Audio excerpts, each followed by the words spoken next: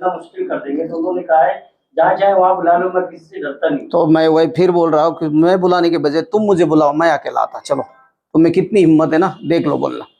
मैंने उस दिन भी बोला कि तुम्हारा राजनीतिक करियर खराब कर दूंगा। तुम क्या कर रहे गांव में? मैंने देशद्रोही बोला ना, फिर से मैं आपको दोबारा बोल रहा हूँ, ये देशद्रोही है। कुर्सी पे बैठने वालों को जमीन की अहमियत याद रहे, सच दिखाते हैं हम। सच का सामना में आपका एक बार फिर स्वागत है।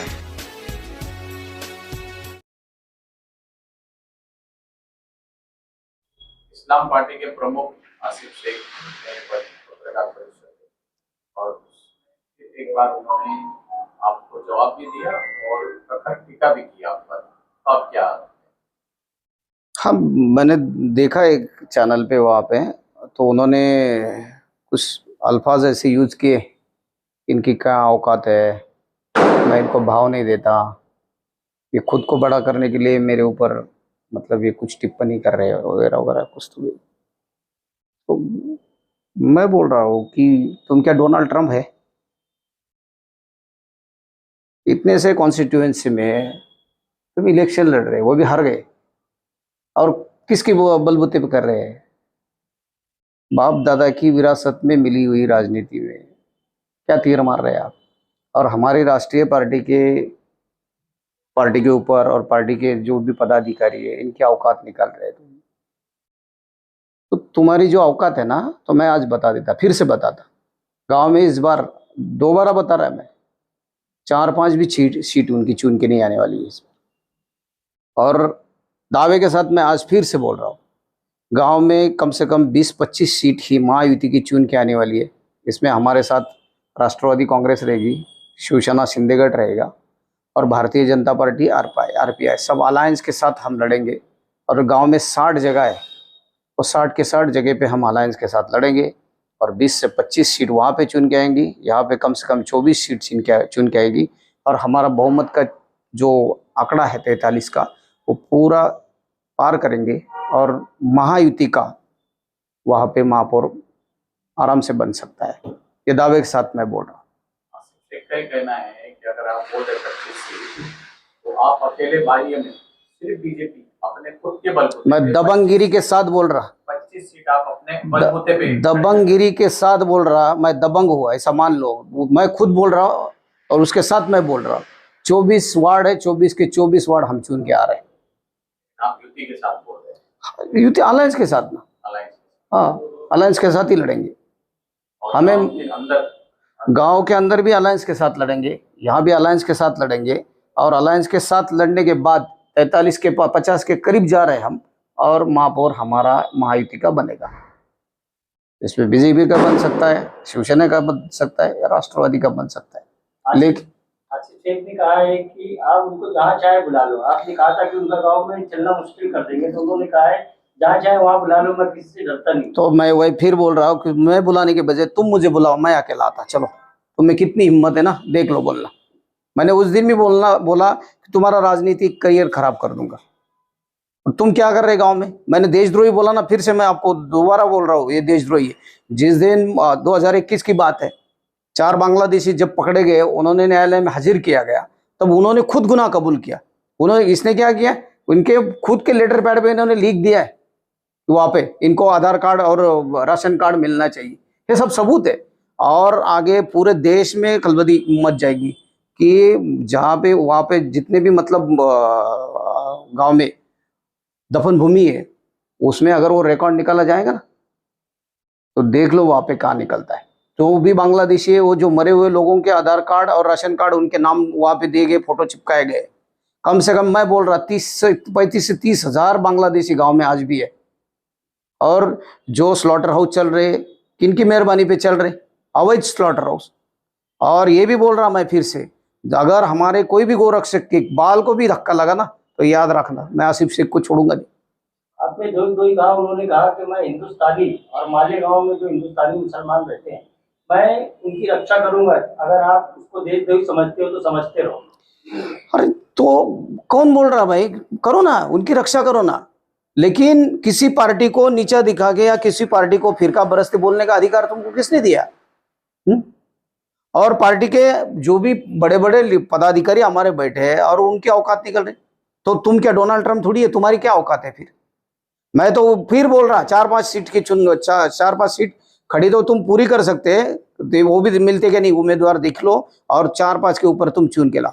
आसिफ शेख ने कहा है कि मैं कुरैशियों का साथ देता रहूंगा। अगर आप कुरैशी का साथ देते रहेंगे ना, तो हम भी वहां पे जितने भी अवैध कत्ल खाने और जितने भी कुरैशी है ना, उनको कानूनी दायरे में लाके क्या सजा देते वो भी तुम देख लो। फिर कितनी लड़ाई लड़ते ना, लड़ो फिर। एक गाय भी अगर हमारी गौ हत्या हुई ना, तो याद रखना, तो आसिफ शेख को हम छोड़ेंगे नहीं। तो हत्या को रोकने का काम कानून का है। कानून का है ना, कानून अपना काम कर रहा है, लेकिन हमारी नजर कानून सब तरफ थोड़ी क्या कानून का के है। हमें अगर हमारी नजर में आ रहा है तो हम थोड़ी छोड़ेंगे। हमारे गोरक्ष के ऊपर हमला हो रहा है और वो मतलब मैंने तो बहुत बार देखा ऐसा कि उनको जान से मारने की धमकी मिलती रही। तो इन्होंने क्या ऐसा क्या मतलब ये वहां के क्या मसीहा है? राजनीति अलग बात रहती है, लेकिन तुम अगर राजनीति को लेके कुछ भी करते रहे, ये थोड़ी सहेंगे हम। आसिफ शेख ने कहा कि आप जो बयानबाजी कर रहे हो बड़ा होने के लिए कर रहे हो। अरे मैं राष्ट्रीय पार्टी का 2 बार जिला अध्यक्ष हूँ। अब एक बार आमदार हुए, दूसरी बार गिर गए, और मैं क्यों बड़ा छोटा बात कर? पार्टी तो बड़ी है ना। पार्टी का नीलेश कच्छप कुछ मायने नहीं रखता, लेकिन पार्टी का पद है मेरे पीछे। मेरी पार्टी राष्ट्रीय पार्टी है, दुनिया की सबसे बड़ी पार्टी है। और तुम्हारी पार्टी क्या है? जातिवादी। जातिवाद के नाम पे तुम वोट लेते और जातिवाद को बढ़ावा देते। रोहिंग्या, बांग्लादेश, इन लोगों को तुम बोलते कि इनको मालेगांव में पनाह दो, इनको वहां का नागरिकत्व दो। तो ये राजनीति तुम्हारी है और तुम क्या तरफदारी कर रहे हो उनकी? एक बार फिर से आसिफ शेख ने बीजेपी को निशाना बनाया और ये भी कहा कि भाई आप बड़ा होने के लिए ये सारी चीजें कर रहे हैं। और कहा कि इतनी बड़ी पार्टी है तो शहर के अंदर नहीं, शहर के इस इलाके में आप 25 सीट जो है खड़े करके बताओ। सुन के आने की बात छोड़ो, खड़े करके बताओ। देखिए, हम तहजीब में रहने वाले लोग हैं। हम आज भी उनको माजी आमदार आसिफ साहब ये ऐसे नाम से बुलाते। हमारा जो दर्जा है, हमारी पार्टी की जो विचार सरणी है, एक उच्च विचार सरणी है। हम कभी हमारे पार्टी का बोलचाल का दर्जा नीचे आने नहीं देते। लेकिन जिस प्रकार की भाषा अब मालेगांव में इस्तेमाल होने लगी है, कई राजनीतिक दल ऐसे पहले थे, हमने कई राजनीति देखी है। करीब 30 साल से मालेगांव की राजनीति हम करीब से देख रहे हैं और ये राजनीति देखते हुए इस तरह की भाषा मालेगांव में इस्तेमाल होना गलत चीज है और इसकी मैं निंदा करता हूं। और ये बताते हुए कि आसिफ शेख साहब ने बोला कि आप आपकी सीट खड़े करके देखो। हमारे पिछली बार भी 9 कॉर्पोरेटर आए हुए थे, इस बार हमारे 14 कॉर्पोरेटर चुन के आने वाले हैं। और राजनीति के अंदर हमने सिर्फ पिछली बार 24 जगह लड़ाई थी और 24 जगह लड़ाने के बाद हमारे 9 कॉर्पोरेटर आए थे। लगभग आधे कॉर्पोरेटर हमारे चुन के आए थे। तो ये तो इंग्लैंड से तो नहीं आए थे, यहीं से चुन के आए थे ना। इस बार हम पूरी तैयारी के साथ मालेगांव के मध्य भाग में भी लड़ रहे हैं और मैं इस बात का मुझे यकीन है कि हमारी सत्ता मालेगांव म्यूनिसिपैलिटी पे आ रही है।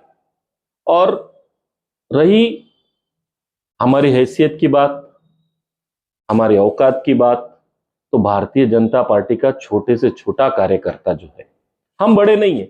साहब आसिफ साहब सही बोल रहे हैं कि हमारी कोई हैसियत नहीं है, हम बड़े नहीं है, हमारी पार्टी बड़ी है। अगर उनकी पार्टी बड़ी है तो पूरे महाराष्ट्र में लड़के बताना, सब जगह लड़के बताना। तो ये एक कानून के दायरे में रहकर ये बात उन्होंने करनी चाहिए। जो जमहूरियत बोलती है, जो डेमोक्रेसी बोलती है, उस तरह का बयानबाजी वो करे, ये उनके लिए अच्छा रहेगा।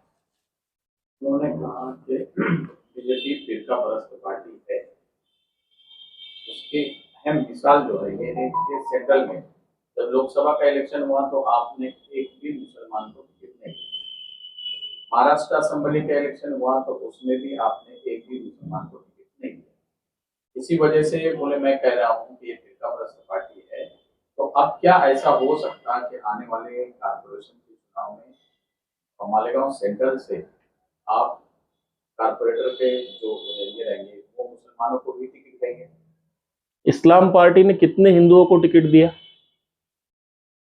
मालेगांव की पार्टी उन्होंने बनाई है, उन्होंने कितने हिंदुओं को टिकट दी? चलो उसके पहले बता देता हूं कि पहले 2017 के पहले के इलेक्शन में मालेगांव म्युनिसिपालिटी में हमने 24 कैंडिडेट वहां पर खड़े किए। हाजी हैदर आजम जो हमारे प्रदेश अध्यक्ष थे, उनके नेतृत्व में भारतीय जनता पार्टी 23 जगह पे लड़ी हुई है, हमने वहां प्रचार किया है। तो फिर हमने किसको टिकट दिए थे? बाहर से तो नहीं आए थे, हमने मुस्लिम समाज को ही टिकट दिए थे। अब जमहूरियत में, डेमोक्रेसी में वोट देना लोगों का अधिकार है, और लोग किसको चुनते हैं, उनका नुमाइंदा किसे चुनते हैं, ये सब बेवजह की बातें करने की जगह उन्होंने किए हुए विकास पे बात करना, मालेगांव की परिस्थिति पे बात करना, मालेगांव में कितने आज लोगों को तकलीफ है। मैं कई जगह पे जाता हूं तो 3 मीटर का, 3 फुट का भी रास्ता नहीं है, वहां पे रास्तों की बात करना, विकास की बात करना, फिरका परिस्थिति की बात उन्होंने नहीं करना। इलेक्शन फिरका परिस्थिति पे नहीं, विकास की बात पे होना चाहिए। 100% होना चाहिए। जमहूरियत में जिस आदमी को चुन के दिया जाता है, जो आदमी वहां पर जाके सत्ता में बैठता है, तो उसके पास कोई घर के मिसाइल तो जाते नहीं है, उसके पास रास्ते के, गटर के, मीटर के। आज भी मालेगांव वाटर, गटर, मीटर की राजनीति में परेशान है। आप नासिक देख लो, बॉम्बे देख लो, बाजू में रिंग रोड बन रहे हैं, हमारे बाजू में धुलिया है, वो हमसे ज्यादा प्रगति कर रहा है। छोटा सा 40 गांव है, वो हमसे ज्यादा विकास की दौड़ दौड़ रहा है। हम कौन से युग में रह रहे?